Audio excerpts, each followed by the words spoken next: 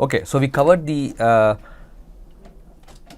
narrow beam monoenergetic case, right? We got the equations, but then I am showing this plot, right, which has one of the axes to be photon energy, the other is your linear attenuation coefficient, and this is done for different materials. So, we covered a single slab or when you have multiple slabs stacked together, right, and then we covered monoenergetic case, that is it has only one energy that is coming through. So, then I go on to show this, and you notice that there are multiple energies and the mu is actually a function of energy, right. So, just go back to brush up the interactions that we talked about, right, photoelectric effect, Compton effect, and we said that time that intuitively one would expect if it is going with high energy, right, it will not interact much, it will come out the other direction. That is what we kind of we put the direction directly proportional to, right. So, what does that tell? That means there is signal loss, right, the photon energy is not reduced, whatever goes in comes out without much interaction. In the interaction, if it is photoelectric, it gets absorbed, so energy is lost, right, the h mu's are lost, and that which is your attenuation. So, clearly this says that if I send X-ray energy that are on the higher energy side, then the difference between the different material, bone or muscle or fat, right, the difference between them reduces. Just join this, relate this back to when I say difference, have different materials and the difference, what concept should come to your mind? Contrast. So, the inherent contrast, right, between bone, muscle and fat contrast in terms of their attenuation capability, attenuation coefficient, linear attenuation coefficient reduces as you start to use higher energy. So, clearly you can see that you may want to use lower energies where the separation between them is larger, but then the challenge is you are using lower energy, that is good, but if you use too lower energy, what is going to happen?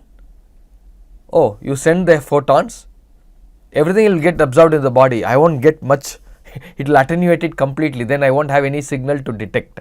So, there is always this problem, right. So, if it is too small, yes, the separation between them, the inherent contrast could be exploited, but then it will get attenuated and you will not get any photons to do the measurements, right.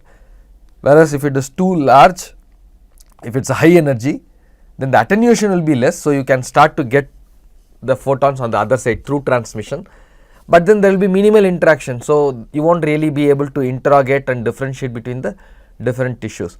So, the take home message in this slide is a very powerful slide. Mu is a function of energy. So, the material, when you say a material has a attenuation coefficient, it is given that it is not just one value, it has an attenuation coefficient at that particular energy level. Okay, so, that is becoming the one of the additional variables in. So, in reality, so what we covered, we had a narrow beam case, monoenergetic, and then we talked about when you have one material and then you have inhomogeneous material, right, slabs. So, now what we need to appreciate this, that means we need to update our equations to account for this guy, right. So, now what we will do is narrow beam polyenergetic photons, that is when you have the photons come by, right. What is the X-ray tube doing? Bremsstrahlung. So, what are you getting? You are actually getting spectrum, right, S of E, different number of photons, each photon having different energy level, that is what you are actually sending in. What we covered just now is monoenergetic. So, we just did h mu and done with, right. But now instead of saying n photons go in, instead of that we should be able to say there is a S of, right, the spectral lines. Remember, n1 photons at energy 1, n2 photons at energy 2, right. So, S of E, right, number of photons at different energy levels, that is going in, a spectral line is going in, right. So, when an incident photons are polyenergetic with the spectrum E, S of E, right. So, instead of sending one photon with one energy in and me receiving it on the other side, now I have a spectrum of energy. So, n1 photons at one level, n2 photons at another energy level. So, I am sending this whole spectrum into the body, different energy photons with different number of photons with different energy levels, right. So, it is going in. Now, the question is, if this goes in, what is the attenuation? How does the material interact with this spectrum, so that you can comment on what is the S of E that is coming out. The monoenergetic case, we said n photon goes in, n dashed comes out, and n dashed minus n is your minus small n, which is lost, and then we wrote the fundamental law, right. So, here S of E goes in, S of E dashed comes in, or S dashed of E dashed comes in, whichever. So, now we need to relate what spectral line that is coming out, going through the body, in terms of the material property, which is your mu, but now we will denote that as mu as a function of E. So, each energy has, the material behaves differently. So, mu is a function of E. Okay. So, S of E is the spectral at any location, S0 of E is the spectral that is sent in, right, n equal to n naught, remember. So, similar. So, we are just updating that with S of E equal to S naught of E equal to exponential decay. The same law holds good, but now instead of writing just mu delta x, we are writing mu of E. So, it is a function. So, for each energy level, this holds good. So, when you send a spectral, we will pretend that the each one is behaving independently. So, net sum is what you are getting. Okay.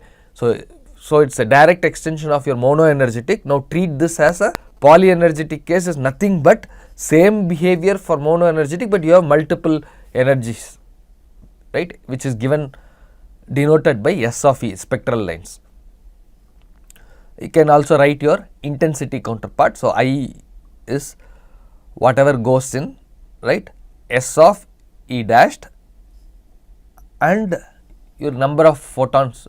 So, this is your number of photons. Spectral line gives you number of photons at that energy level E dashed into the energy of each photon, right, at that level. So, that is your same definition that we did before, only contextualizing here, exponential of mu of E dashed, that particular E dash that you are considering.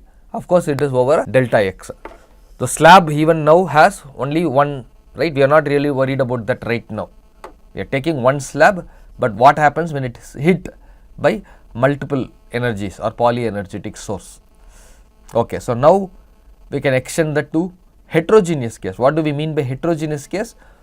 This mu, right, depends on the x also. Remember, that is what we did. So, there is slab 1, slab 2, slab 3, or at x1 you have mu 1, x2 you have mu 2, right. So, when it goes in, we updated that equation. Now, we could do the same equation that we had for monoenergetic heterogeneous case, but only now we will have to update this mu with energy. So, mu of x comma E. You go back and look what we did before. In monoenergetic heterogeneous case, we would have just denoted it by mu of x, that is, the attenuation is a function of which material you are sitting in. Slab 1 and slab 2 are all stacked along the x direction. So, when you move along x direction, your mu changes. That is what we denoted by heterogeneous before. Now, not only that, we are saying it is also a function of energy, right. So, we will update the equation, make it more complete by substituting mu of x comma E. So, your S of x comma E at any x, what is the spectral line that is present at a particular energy. The spectral line at x is nothing but the spectral line that goes in after exponential decay until that point 0 to x of mu of x dash and e. Okay. So, this is a more complete version, and of course, you can write the counterpart of the intensity by taking for number of photons into energy per photon, that is this denotion, and updating this with the two variables that are there.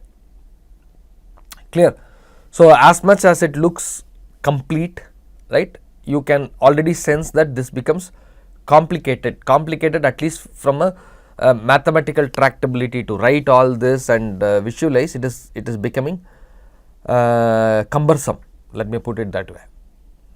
So, then what do? We will say that okay, this is complete, but for convenience maybe this is not needed. What we could do is use our effective energy concept, right? We did that before. So, if you have multiple energies, instead of doing it for all energies, we could say this, instead of calling it as a spectrum, we could reduce the spectral lines S of E to a single energy case by finding the equivalent, right. So, essentially average of the spectral N1 into E1 plus N2 into E2 by the thing, right. We talked about this, in fact we did an integral. So, equivalent is what we talked about, right. So, if you do that, then you get the same expression for monoenergetic case, the fundamental law in the previous lecture. You can use that to a very big deal without much loss in generality. But from an analysis perspective, this is how you update your variables to account for the mu being both a function of material and the response of the material to particular energy level. Okay. So, let us quickly move on. So much for narrow beam case. Now, we will move on to broad beam case. Again, before I put the slide sketch, recall or at least try to make an effort to see how this may look. When I say narrow beam, I mentioned narrow in some context. What is that context? If you recall that broad beam case, you should be able to quickly draw a sketch of the broad beam case. So, recall broad beam case, narrow beam case, we said the detector, size of the detector with respect to the beam width, that is what is your, whether it defines narrow or not. So, in broad beam case, you have a source where the photons are shot. This is much larger dimension than your detector. In narrow beam case, the source was this size, the black lines that you see, right, detector. So, it was about the same size as your detector. That is how we used the narrow beam case to define attenuation. So, if you send it through a slab of delta x, that remains the same here. What comes out at the detector, the number of photons is less than the number of photons that was going in, and therefore, that loss is essentially what is characterized as due to attenuation of the material, and we came up with a model. Look at in broad beam case, what you have first is, because this is larger than the detector size, this is broad beam, but more importantly, when you send it through the slab, right, of same delta x, what is it that you are going to detect now? Vividly you can see here, what you are going to detect is going to be still that is coming only through its line of sight. However, along with that, from a signal point of view, along with that you are also going to get something that is coming at an angle and hitting. Remember the two effects, photoelectric effect and Compton scattering. So, photoelectric effect is the desired guy. So, I would be happy if we detect only everything along this line, right. So, it is something that comes through the material. So, the reduction is the number of photons that is detected, if it is less than what is sent in and it is lost along this path, then that is fine. I can then talk about the attenuation along this line of the material. But now notice in the broad beam case, not only you are hitting the slab at multiple locations, but you are able to detect only with the detector width. So, signal is lost, so you are irradiating or right, you are ionizing the material here for no reason. Not only that, whatever you are measuring now also has Compton scattered detectors, photons, right. So, it turns out that in this scenario, whatever model we developed so far to characterize this interaction and attenuation does not hold good. Why? Because it turns out that we premised that what you receive in the detector is less than what is sent through, and that loss is proportional to the material property, right. And then we came up with the exponential model. It turns out here that sometimes the detector is actually capturing more photons than what entered in front of it. So, you could have more photons here than what sent in. So, what is the question of loss, right?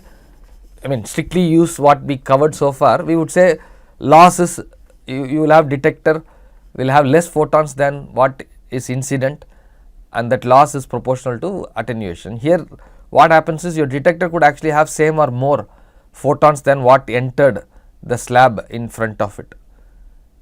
Why? Because there are other photons which are Compton scattered that also come and hit the detector. So, whatever is loss here is not the only loss, you are actually getting extra photons from the other locations. So, in this scenario, if you have a detector have more photons than what you sent in front of it, then the loss is, there is no loss, or at least we cannot say that that is due to the material property in front of it alone, right. So, attenuation concept and all the models that we derived does not hold good for broad beam case. Not only that, when you do that, you are getting, if you look at the energy here, even if it is a mono energetic case, right, all the photons here are of the same energy, what will be the energy at the detector, right? Think about it, what will be the energy at the detector? Will it be the same energy photons or will you have a mix? Okay, think about it, we will just clarify that. So, more energy detected than predicted by mono energetic narrow beam analysis. Why is it more energy? Oh, because you have the scattered energies that are coming in, the Compton scattered photon, right, that brings in some energy, h mu dashed, that one is also detected, and therefore more energy is detected than predicted by your mono energetic case. What is always polyenergetic? Two things are the detector, right, is going to always detect, is going to have many energies. Why? Right, because the clue is here, you have Compton scattered and it is all different scattering angle it can come. So, go look back at Compton scattering, you will notice the interaction is, it will come, it will change path, deflected at some theta, scattered at some theta, and goes the energy proceeds with a reduced energy h mu dash. So, that means if you have different Compton scattering photon, each one will be at a different energy, but lower than the h mu that came in, right, because it is Compton scattered photon. So, the detector is not only capturing the photon with energy that is coming through, it is also detecting lower energies because it is capturing the Compton scattered photons, and that is what the detector is polyenergetic. So, the whatever is you are collecting in the detector, you are going to have many energies, even though you have sent only mono energetic, all the photons were sent with the same energy, you are going to get polyenergetic. So, that means you have many energy levels, but then the Compton scattering that are coming in are all reduced energy, right? And so if you take the average energy is going down because you are adding new photons, the Compton scattered photons, which are having lower energy. And so essentially what happens is the average energy or the effective beam energy is reduced. If something is reduced, we call as beam. We are characterizing the beam, broad beam case, narrow beam case. So beam we represent in terms of the photons, right? So beam softening means if you characterize the beam, describe the beam as energy packets, then beam softening implies that the energy is reduced. So the process of beam, you send h mu, like there is average energy that you sent in, the average energy you detect is lower energy than what you sent. So this process is called as beam softening. If you are wondering if something rings a bell, we did see something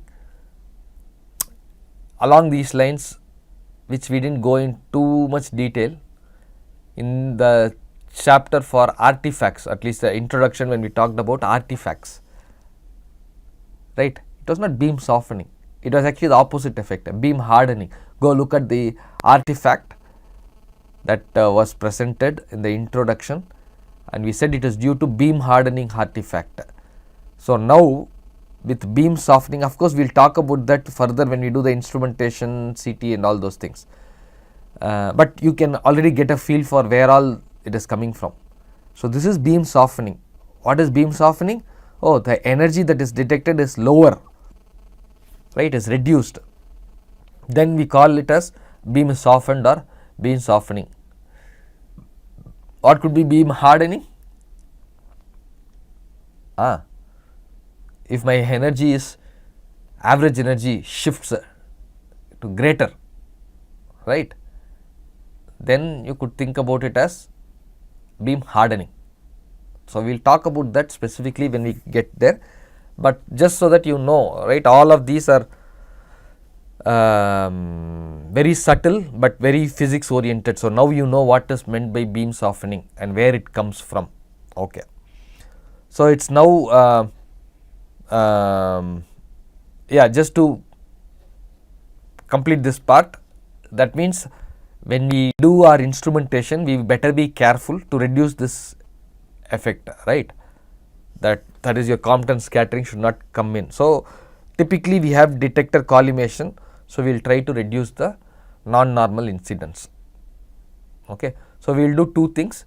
We will try to, when we do the instrumentation and when we do the imaging, we will try to make sure that we don't have a broad beam case, that is we don't illuminate the patient while we can only detect over a small area, and we will try to minimize the Compton scattering using what is called as collimation. We will get to that. So this is a take home message. Even though broad beam we covered, essentially it is not nice, it does not amenable to the way we built our case for narrow beam.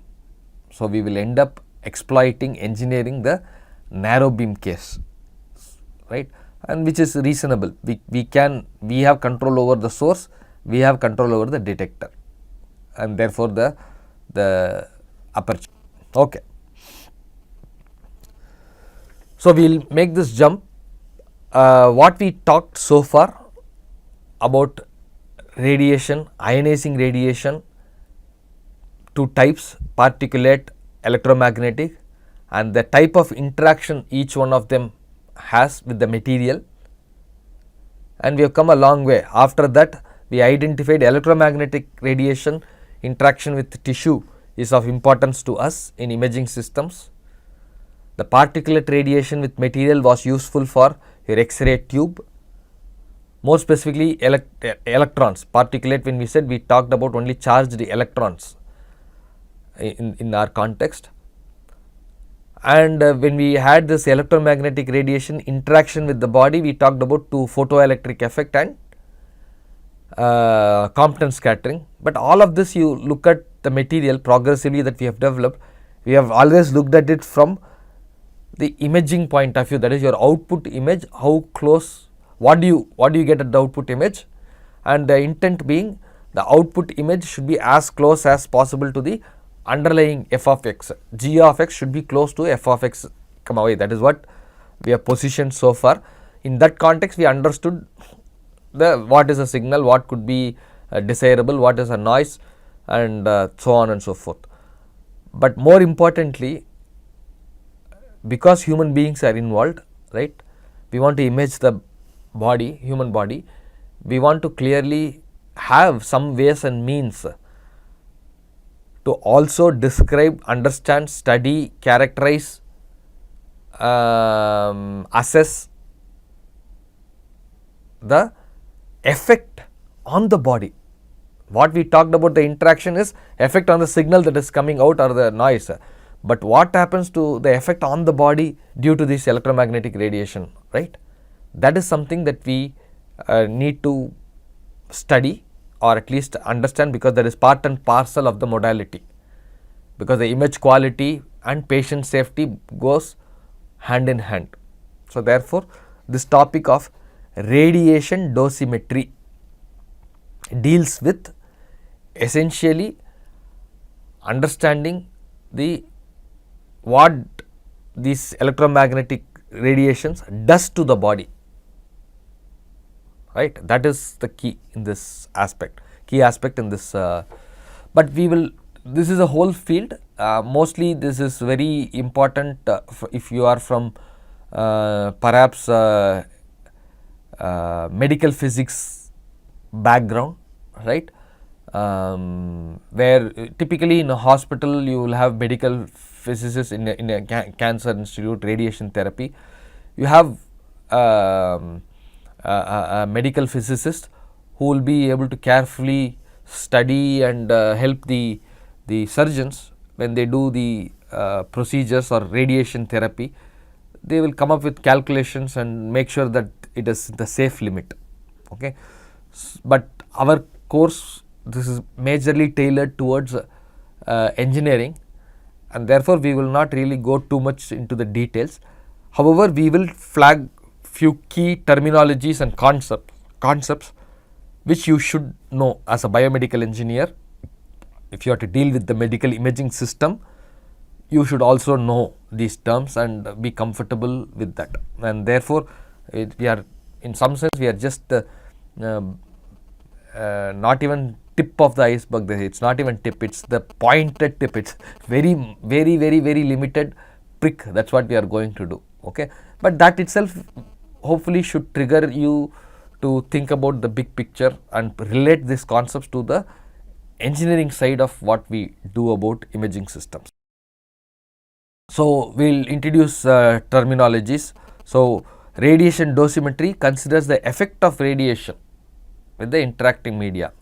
So, when I say that, already without going into the details, recall what do you know. Somehow, if you are sending the electromagnetic radiation, there are two things that are happening, and the desirable thing we talked about is getting absorbed, right, photoelectric effect.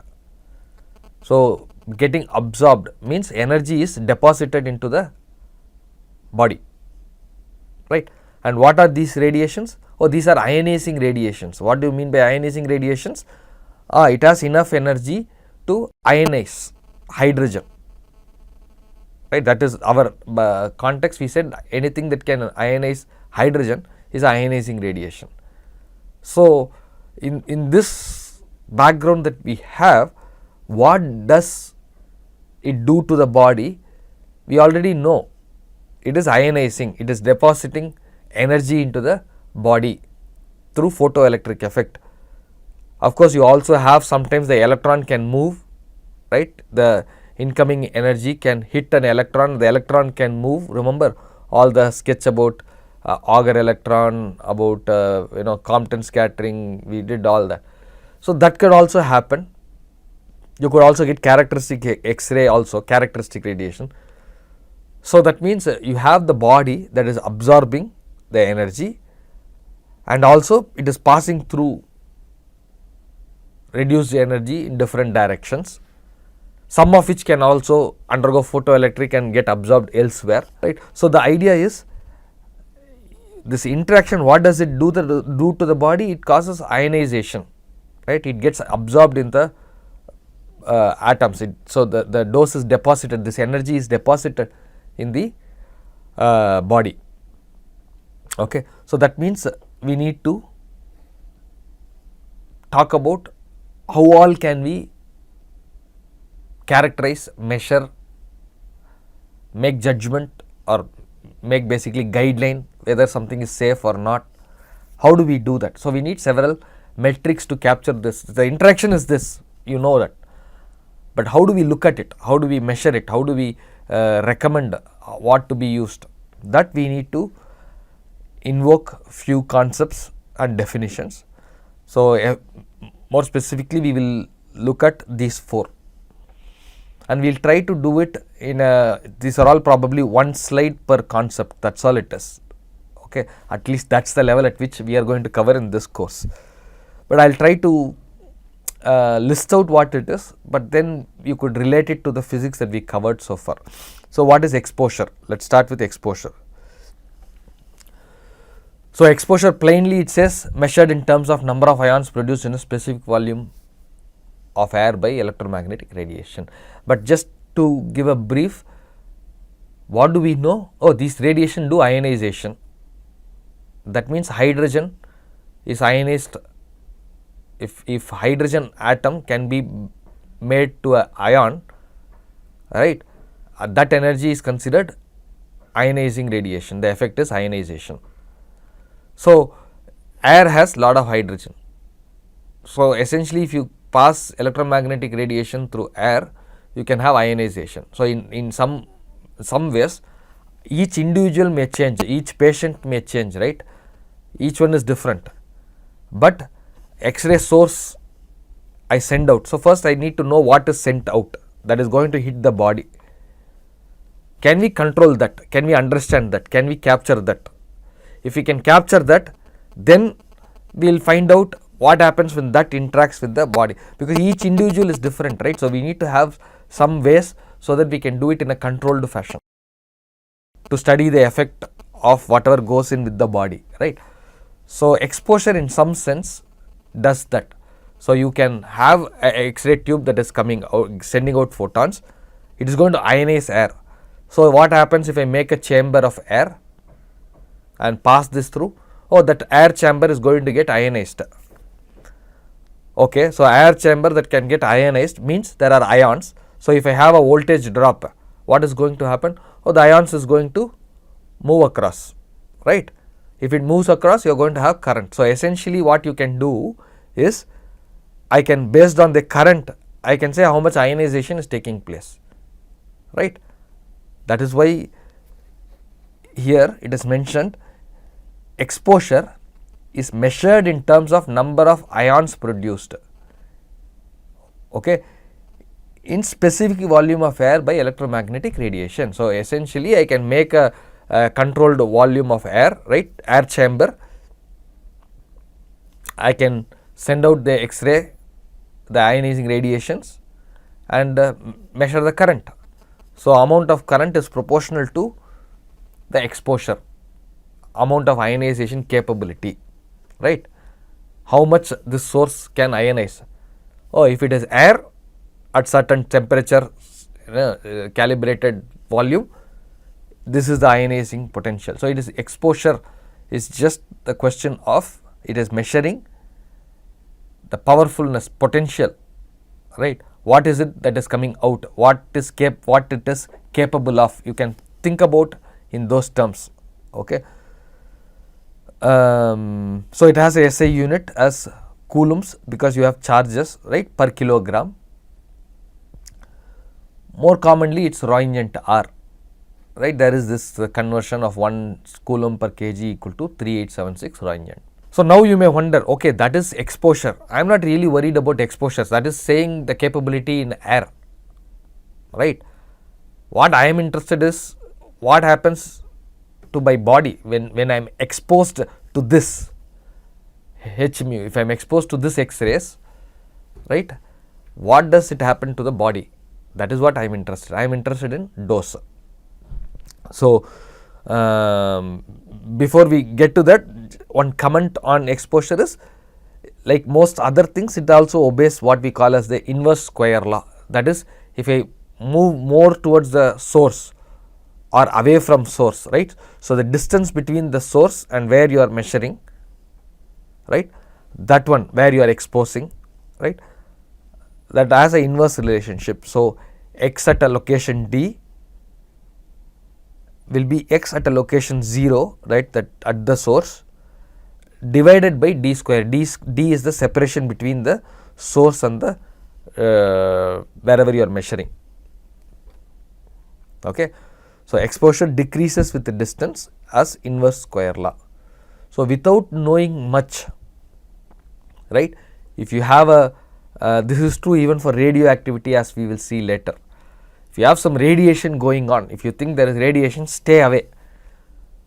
It is going to be very beneficial, because as you step away, for every distance that you step, the exposure goes down by square of that distance. So, the initial few steps that you make has a huge effect on whether you are going to be exposed or not.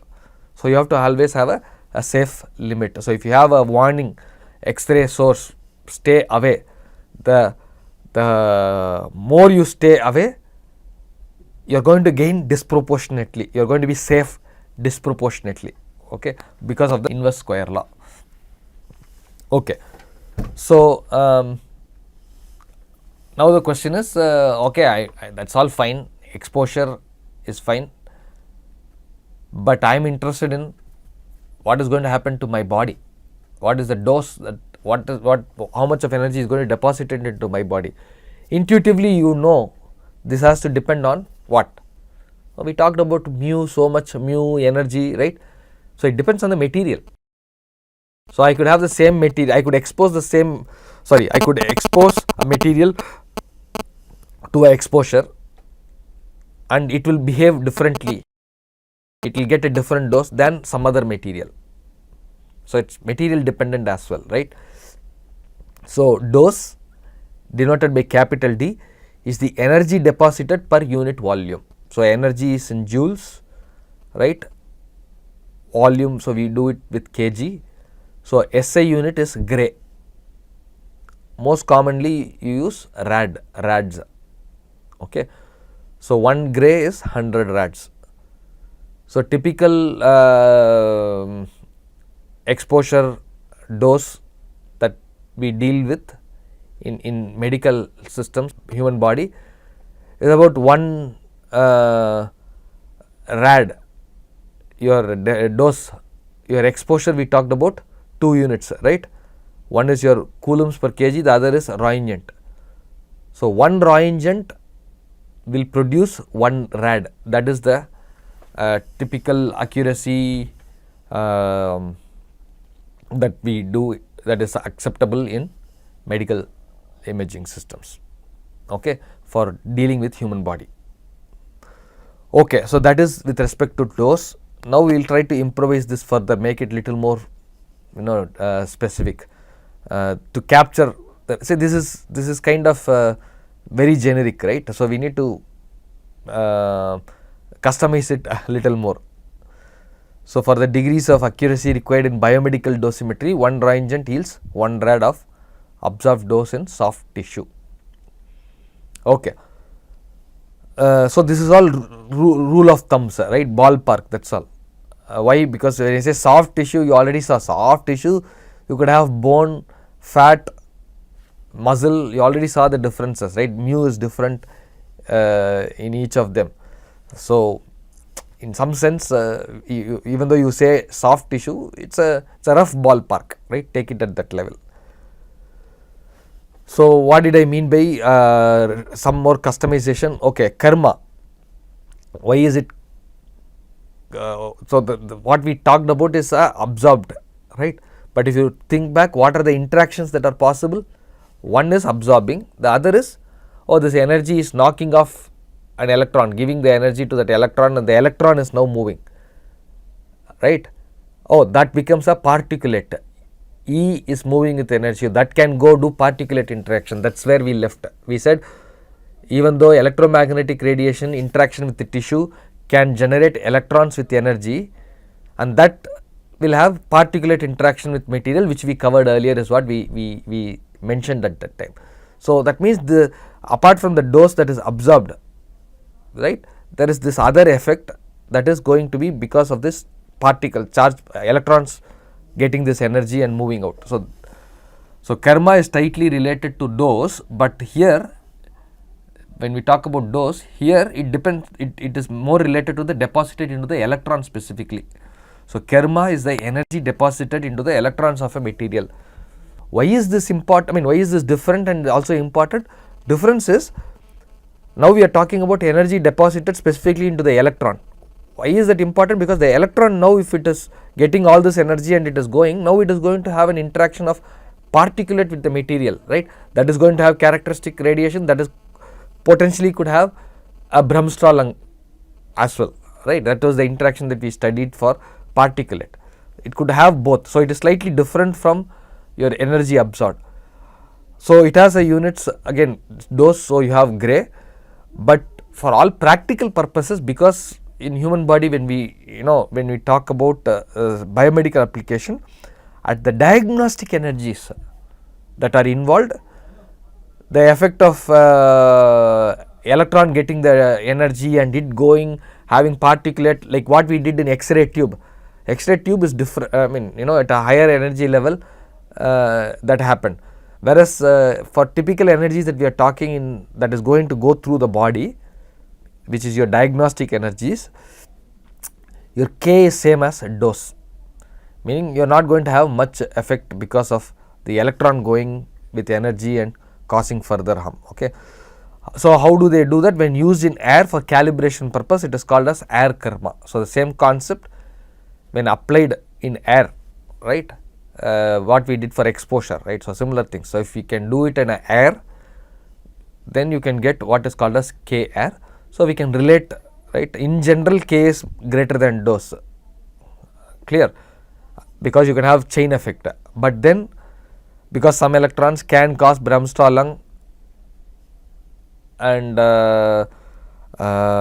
energy is radiated away. So but all this we don't really worry about in our case, right, in the body. Okay. So fine. So we talked about exposure, we talked about dose, we talked about dose with a specification of only if it is with electrons, so that was karma.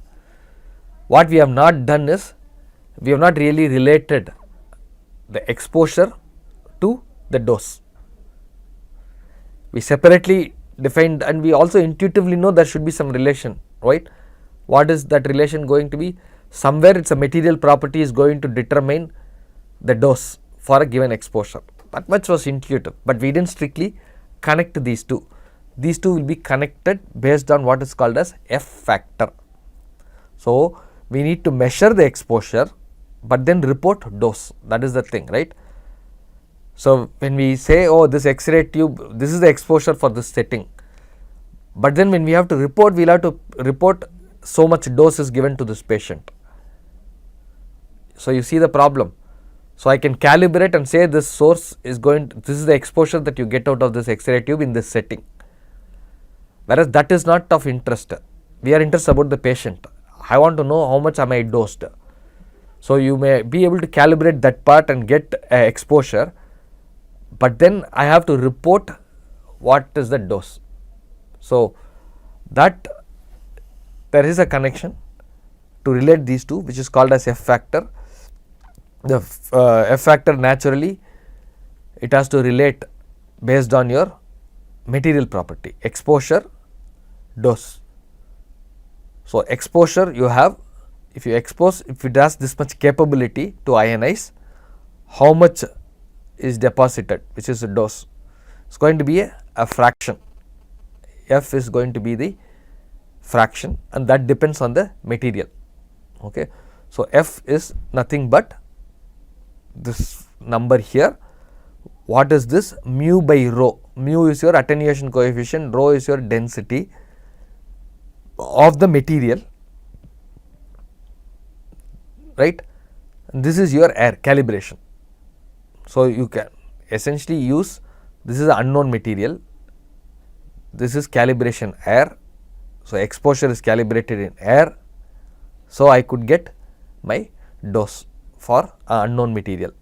So, what is mu is your mass attenuation coefficient. Okay. Fine. So, what is of interest now? Okay. So, there is a relationship between your exposure and dose, which intuitively is related by some material property. More specifically, it is the attenuation per rho. So, it is your mass attenuation coefficient that is going to determine. So, you have several tables in the in different textbooks that we are using. If you look at it, there are several tables that give about exposure and dose for different materials, right. You can look at it. So, what we will kind of wrap up is last but one is the dose equivalent. What do we mean by dose equivalent? So, we understood dose, we understood exposure, we understood dose, and we connected those two as well using F factor. But then what is dose equivalent? Dose equivalent says, so far we have only talked about energy absorbed is dose, ionizing radiation, interaction with the material, absorption, electrons that are moving, right. So, dose or kerma, but we never really, so it is all general, right. We could use that for anything. But then there is some more specificity that needed, because there is a lot of inputs, knowledge, that the effect of radiation actually depends on the source of radiation. Meaning, we are exposed to radiation, right. So, there is this cosmic rays, we have so much cell phone, radio frequencies are all around. So, we are getting radiated, right. But not all of that are harmful, or not all of them are equally harmful or equally safe, right. Some are more detrimental, more harmful, some are okay. So, clearly there is an effect that depends on the source of the energy, source of the radiation. For the same dose, if the radiation source is, some radiation source could be more harmful than the others. Okay. So, we need to capture that. So, dose equivalent essentially talks about that H is equal to dQ. Okay. What is D? Your dose. H is your dose equivalent. So, what is this Q? That Q is your quality factor, depends on the source of the radiation. So, Q is a quality factor, and roughly Q is 1 for X-ray, gamma ray, electron. So, most of the medical imaging systems that we will cover, right, the radiation involved in our medical imaging system, your quality factor is 1, means your dose and equivalent dose equivalent are same, no big difference. But they can be very different. For example, you can have quality factor could be neutrons or protons or alpha particles. Look at this. So, 20 times. So, that means what it is saying is your dose could be same, right, but the harmfulness will be more if that source, if the dose is coming from alpha particle. And how much? Oh, it is 20 times. So, dose equivalent is 20 times if alpha particle is depositing that dose. So, origin of this source, right, the source, that the kind of source that has a effect. When I say effect, we are talking about detrimental biological side effects. Okay. So, you could have we won't go too much, but why are people worried? Yeah, because ionizing this, there is a risk associated, and it is known to have a carcinogenic, meaning cancer causing effect. Okay. So, that is why these are very important to understand and study. For diagnostic purpose, we will not make much difference between dose and dose equivalent, because quality factor is 1. Okay. Fine, dose equivalent. So we have in systematic fashion we have come about calibration. What is the exposure, right? We talked about the potential to cause ionization, how much is coming in, and then dose, how much of that energy is deposited, and then we connected exposure and dose, and then we said okay, this much is fine, but depends on what source it is, your dose equivalent could be more. But you think about it, we also know it is material dependent. So we have multiple organs, we have multiple tissues. So for all of what we covered so far, if we have to be correct, we will have to report the dose in different tissues, different organs separately, right? Then it becomes cumbersome. So a patient XYZ is going, we need to be able to talk about the dose that patient is getting exposed. Otherwise it's going to be a chart. It's going to be, oh, this is the patient. In this patient, skull, this is the thing, your heart, this is the thing, or even your soft tissue, this is your fat, so much is deposited. So we'll have a chart, right? That becomes, so it might be not, so that is being really homogeneous, inhomogeneous, right? Because we know it is material dependent, material is changing throughout the body, and therefore we will have to calculate everything for each one of them. I think in principle, yes, you can, that's the idea, right? I mean, that's what is happening. But practically, I think it is easier to characterize dose that a patient is getting rather than all the different material compensated at different locations. So we are more interested in reporting the effective dose. What is effective dose? Depends on the tissue type, right? So effective dose is nothing but average, a collection, right? Effective dose measures the average effect of different tissue types. So you give some weighting. So HJ is your dose equivalent, right? We didn't make a big difference between dose equivalent and source, but for general purposes, it is the dose equivalent. W is the weighting factor for that organ, because based on the tissue type, right, we could do that. So because of this effective dose concept, we could say this patient was given so much dose during last imaging, right? Oh, we don't want to bring this patient again to do one more scan because dose will increase. So we don't want to do the follow up every 3 days because we will probably give more dose. So I mean, all that is on an average based on the effective dose. Okay. So I guess this is a good point to stop completing the radiation dosimetry. Most of this radiation dosimetry, like I said, is a separate field where typically a medical physicist position will be there in a imaging center or a hospital, and they have to deal with all of these concepts day in and day out, because the source is changing, the patient is changing, the history is changing, the medical history of the patient is changing. So they will have to do this, customize this for patient specific. But for our purposes, we will not dwell too much more on the radiation dosimetry beyond what we covered in this lecture. So now it's time for us to move ahead, having covered all the basic physics with respect to interaction and creating terminologies, capturing and having the models to capture the interaction.